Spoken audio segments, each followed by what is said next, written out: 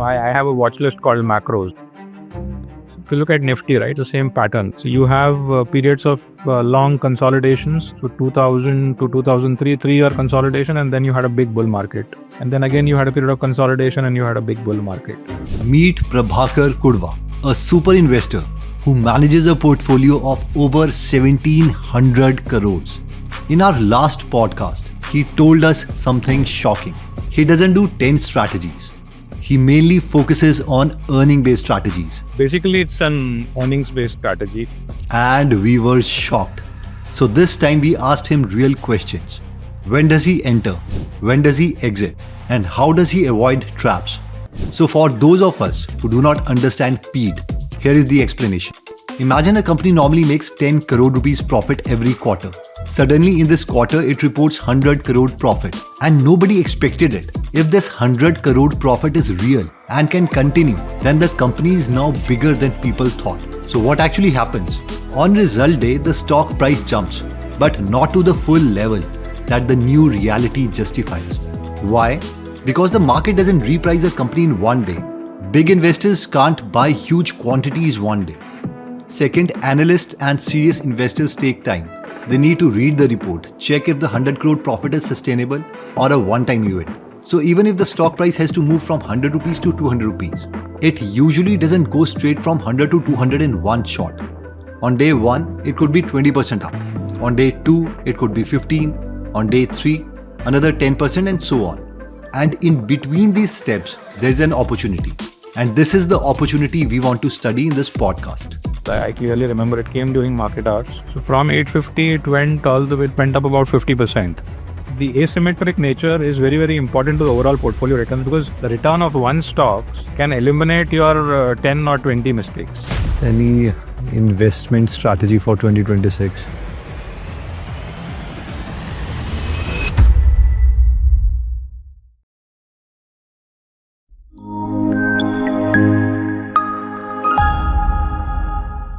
Can we say go one step deeper? Let's talk about GM release. And can you share your screen and show like how you would have played it? I mean, not for the recommendation or anything, but purely from a process perspective. So I mean, from a PEAD point of view, it's pretty clear, right? So look at pretty anemic top line growth, right? And suddenly the growth went up, double digits, right? And 21%. So from 4-5%, it's gone to 21%. The margins have been are the highest ever, right? And if you look at the EPS, it was again, I think there was another income here, but otherwise the EPS also is the one of the highest ever. So valuation was nothing much, right? So even if you kind of annualize this, because generally if you see the EPS of GM, it's fairly in the range, right? So there was some other income here, but otherwise it's fairly in the range, right? So it's not that the EPS is fluctuating too much across the 4 quarters. So if let's say you broadly analyze this to about 60,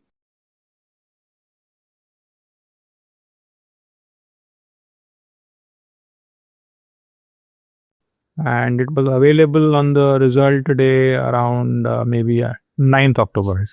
9th October. Yeah. Right. So this day, so it came during market hours. I clearly remember it came during market hours. And the stock was easily available, around $850, if not immediately. But so from 850, it went up about 50%.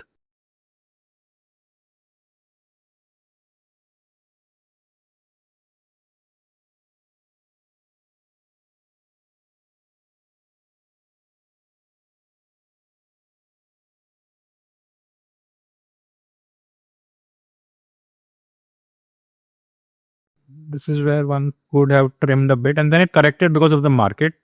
And now it started going up again because again it has just announced on this particular day or somewhere here, it announced that the next quarter results it will announce very soon, in the first week of January, I think.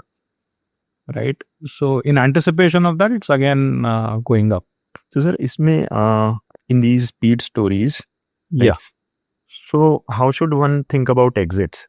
See, PEAD is not a strategy, right? So I've explained this before also, right? PEAD, I feel PEAD is a tendency, right? There are different ways people play PEAD, right? So there are traders who play this idea of PEAD, which is what I think popularly in the US and all is known as episodic pivots now, right? EP, right? So basically they play it as a swing trade, right? There are people who play, and I know a lot of people who ping me their PEAD portfolios every quarter, right? What they do is they start a paid portfolio and before the next result, they completely make it zero and they start afresh. So there are people who do that. And there are people who play multiple quarters, right? So I tend to play multiple quarters, right? So PEAD itself is just a tendency. How you incorporate it into your strategy is something which will differ from a case by case basis. No, but if you have to play for multiple quarters, you need to have a good understanding of the business, not just the business of the industry, what is going on in the cycle, which is very, very hard to do in the market hours. And most of the time the stock will, if the result is during market hours, it might go up like the 10-20%. It might go on a circuit. So then in those cases, how do we play for long term, or do you read it after buying that, okay, I'll read it, I'll get some more time? No, there are two things here, right? So one is over a period of time, like I said, in case of GM, right? The result was made in a split second because I've been seeing this stock for years together, like I said, right? And I always remember this stock because it's the first result. It's always the first company. So you kind of know, right? So that memory or that experience builds up over many, many quarters of doing it. So GM Breweries, it is not that it is the first time I'm looking at this stock. I know what the stock is. I know how good or bad the corporate governance is. I know. So for most of the stocks, I think if you've done this for multiple quarters, right, you will have a sense. So it is not that you're starting at zero. Second is you can improve it by having a process, right? So in the sense that you can be more prepared in terms of what results are coming today. So if you have not up to date, then you can figure out pre-result. You can figure out, right? What is this company? What is the sector? So one can do some work pre-results. So that is the another way. The third way is to take a small bet, and you know that quantitatively everything is checking out, is to take a small bet and then add it on a pullback. And this I'm saying if you're planning to play for multiple quarters, right? So if you're a trader, then you can't do that. If you're a trader, then you have to just go purely by the price action and the reaction to the results and have a stop loss or whatever. But as an investor, you can take a smaller bet, get into the stock, and in markets like this, definitely you will get pullbacks, right? So you get into the stock and do it. So you don't use any technicals for selling? It fools you, I feel. I mean, I have tried to do that, but see, technicals or pure price action, right? I definitely use it as an indicator or a scan to buy or identify. Like you said, right, how you are ranking the performance of the companies. That tells you that, okay, the market is liking these companies. But when it comes to selling, right, the only time the price helps is if you are selling into a euphoric run. Like when there's, so GM, in fact, one could have sold as it was going into that euphoria because very quickly it went up by 40-50%. So you can take some money off the table, right? You can't sell everything, but you can take some money off the table. You sell 25% or sell 1/3 or whatever you're comfortable with. But that switching point also, right? It's not so easy because we tend to, get scared out of profits also. Right? Because when we see a lot of money on the table, you will switch, flip that switch to a technical thing. Stock may actually end up going much higher. Yeah. Right. And in investing, what happens is the asymmetric nature is very, very important to the overall portfolio returns because one stock can take care of 10 other stocks. The return of one stocks can eliminate your 10 or 20 mistakes.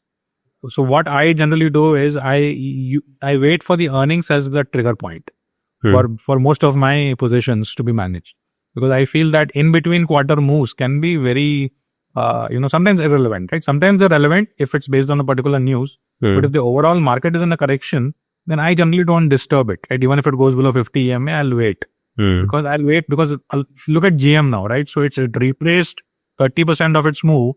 And now before the next result, it's again made its way back up towards the highs. Yeah. So for me, one of the vantage points is the earnings event itself.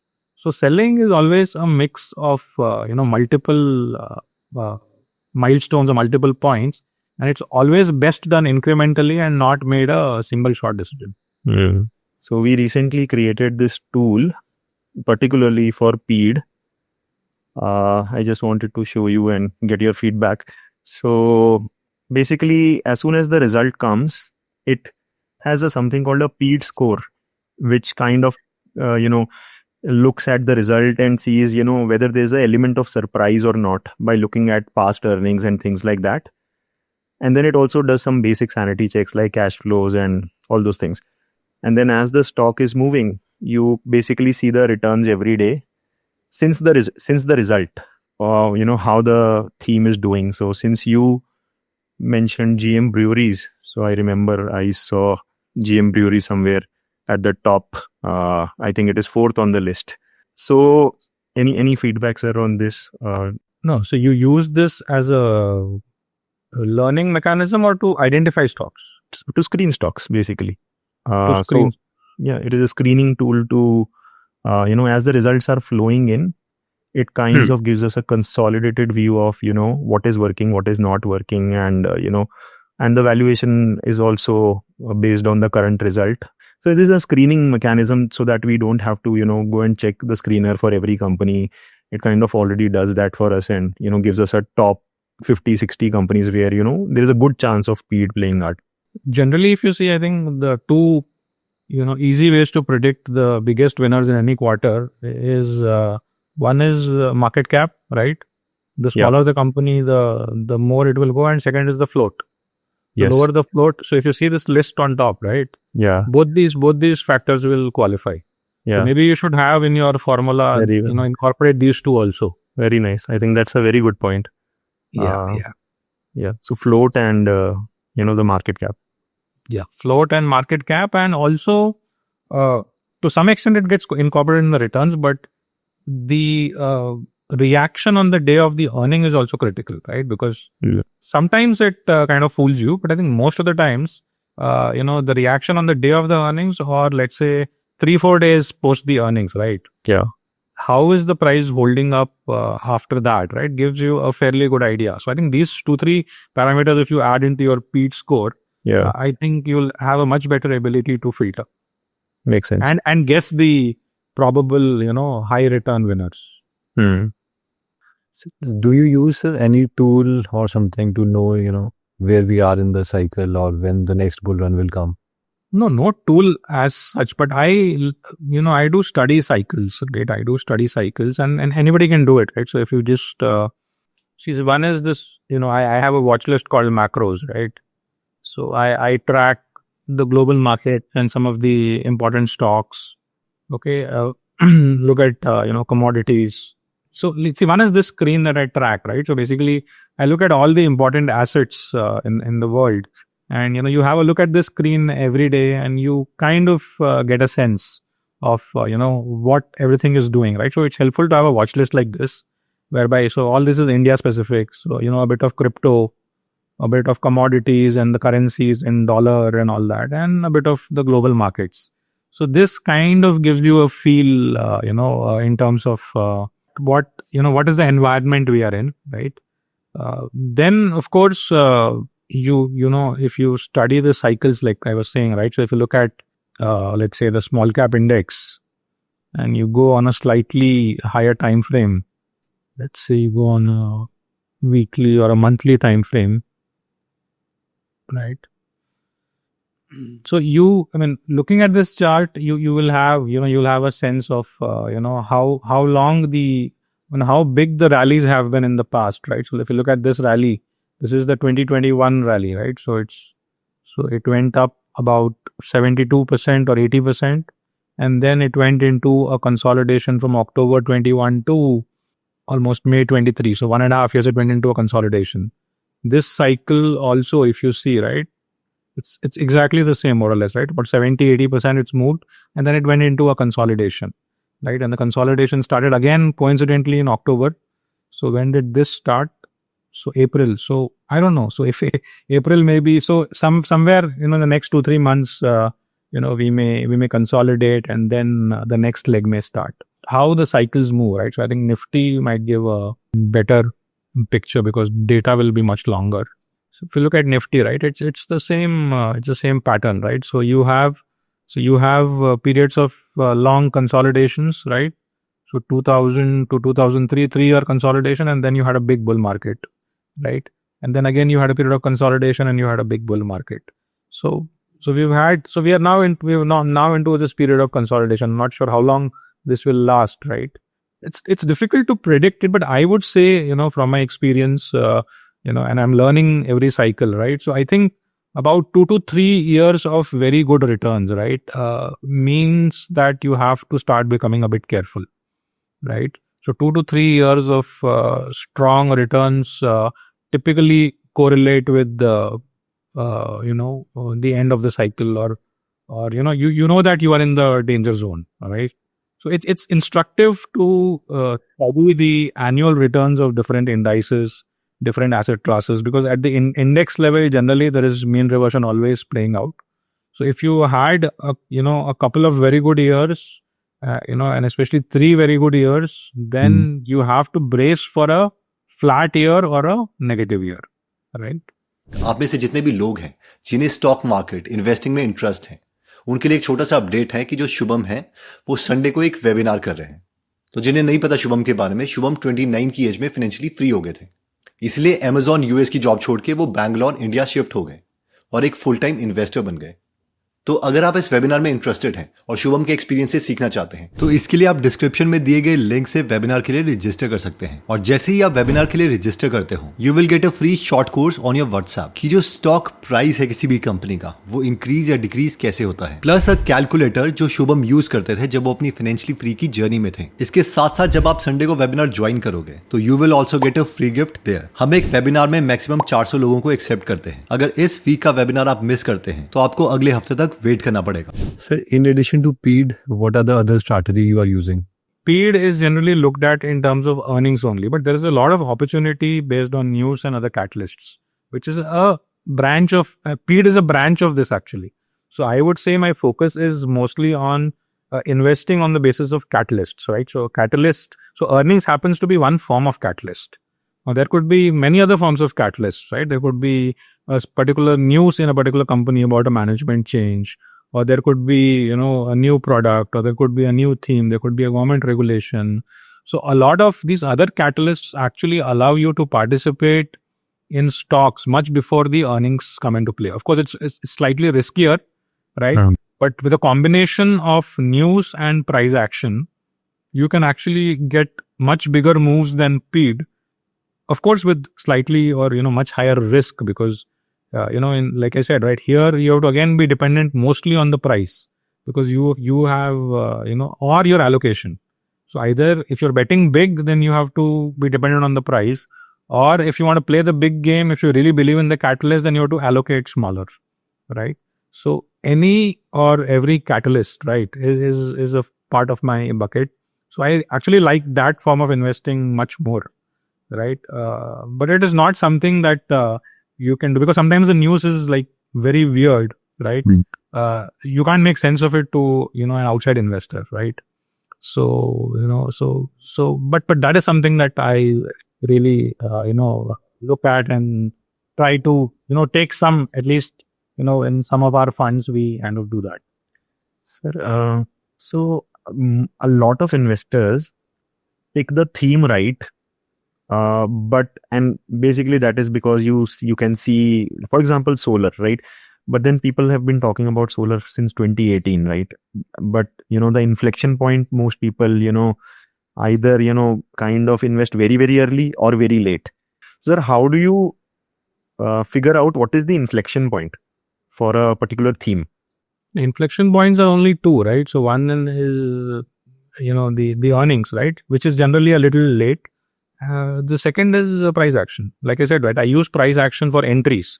I don't use price action for exits. So, and across the board, when you start seeing price action, when you see, high volumes happening suddenly in a particular sector or a segment or a stock, So that is your best bet, right? When you start seeing new 52-week highs, when nobody's talking about it, or so solar, like you said, right, in 2018-19, nobody was talking about it. So the idea of aging and neglect also is important, right? So when you combine price action plus neglect plus something new, that is generally a potent combination. So something new will be there, neglect will be there, but price action will be missing. So the moment you start seeing the price action, you have to take a leap of faith. Of course, sometimes you will go wrong, but there is no other way. The only way for because there is no inflection point. See, how do you define inflection point? Inflection point from our point of view is when the market starts recognizing it. Yeah. And the answer for that is in the market itself, right? So you have to,